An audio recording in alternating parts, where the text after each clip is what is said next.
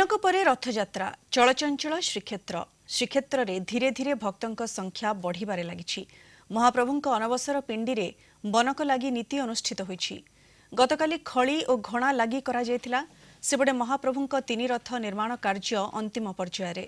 आज तीन रथरे कना पड़िबा सह तीन रथरे ठेकेरा बाड़ पितल साजसज्जा आदि खंजा जिवो। तीन रथर रंग कार्य शेष होइछि।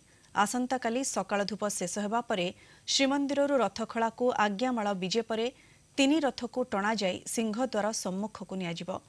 पुरी रथयात्रा संपर्क में अधिक सूचना देउछंती आम पुरी रिपोर्टर पिंटू साहू। रथयात्रा को मात्र गोटे दिन बाकी थिबा बेले श्रीक्षेत्र चलचंचल आज भक्तों लगिलाणी गहली चहली।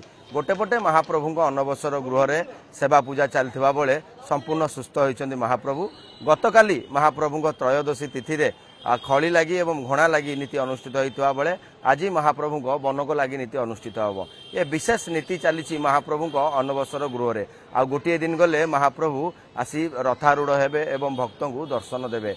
विशेषकर जब देखा अन्यपटे रथ निर्माण कार्य शेष पर्यायर केवल गोटे मात्र कार्य बाकी रही पितल एवं कना पड़िबार जो बाकी रही से नहीं संपूर्ण भाव तीन रथ संपूर्ण प्रस्तुत हो रही। ताजा चित्र आप देखिपे बर्तमान आ गोटे दिन पर विश्व प्रसिद्ध घोषयात्रा एवं यह नहीं चलचंचल श्रीक्षेत्र भक्तों समागम लगे सहित तीन रथ प्रायतः प्रस्तुत हो रही। आम सहित तालध्वज रथर महाणा जोड़ी आम आलोचना करवा कौन कहे बर्तमान गोटे दिन पर प्रभु आसवे बड़दाण्ड को केमती प्रस्तुत रही रथर कौन सब कार्य रही। जय जगन्नाथ आमर जो रथ काम आरंभ होता ता आज संपूर्ण हो केवल आमर ठेकेरा बाड़ तक बाकी अच्छी से ठेकेरा बाड़ तक पोतीदेले आमर रथ संपूर्ण।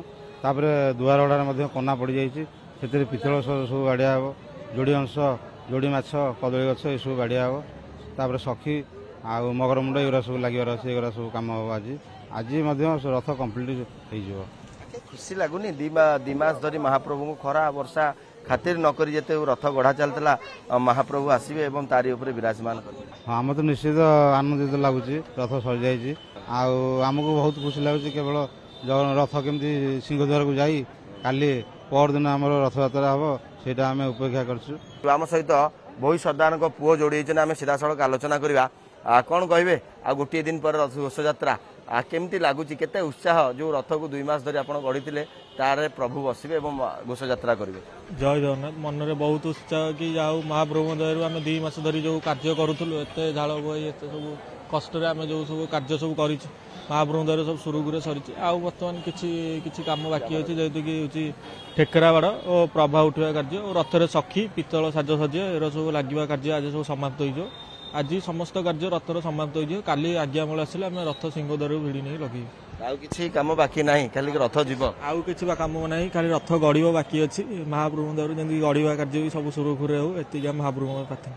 ये संपूर्ण चित्र आम देखा पार्श्व देवादेवी लगी सारे तीन रथ जहाँकि संपूर्ण प्रस्तुत हो सारे केवल महाप्रभु का आगमन को अपेक्षा आ गोटे दिन पर महाप्रभु रथारूढ़ हेबे एवं कोटि कोटि ओडिया को दर्शन देवे। विशेष चित्र आम देखा कहीं रथ निर्माण शेष पर्यायर जो सब खोदे कार्य थिला तादेरे रंग दिया सरला रथ को आहरी आकर्षणीय कर सारे चित्रकार सेवक माने एवं काली अपेक्षा महाप्रभु का आज्ञामाल को एवं आज्ञामाल जितेबाला रथ खड़े पहुँचब आसंता काली श्रीमंदिर रे सकाळ धूप जाकि शेष होगा पर आज्ञामाल 3 बाड़ू आसब एवं 3 बाड़े आज्ञामाल आसी 3 रथरे लगी हेबा पर गोटी गोटी करी 3टी रथ सिंहद्वार को लगी जीव। एवं विशेषकर देखा महाप्रभु को घोषयात्रा श्रृंखलित करने जिला प्रशासन राज्य सरकार पक्षर व्यापक प्रस्तुति देखा मिली। महाप्रभु को घोषयात्रा चलचंचल श्रीक्षेत्र एवं भक्तों समागम देखा मिली। एसहित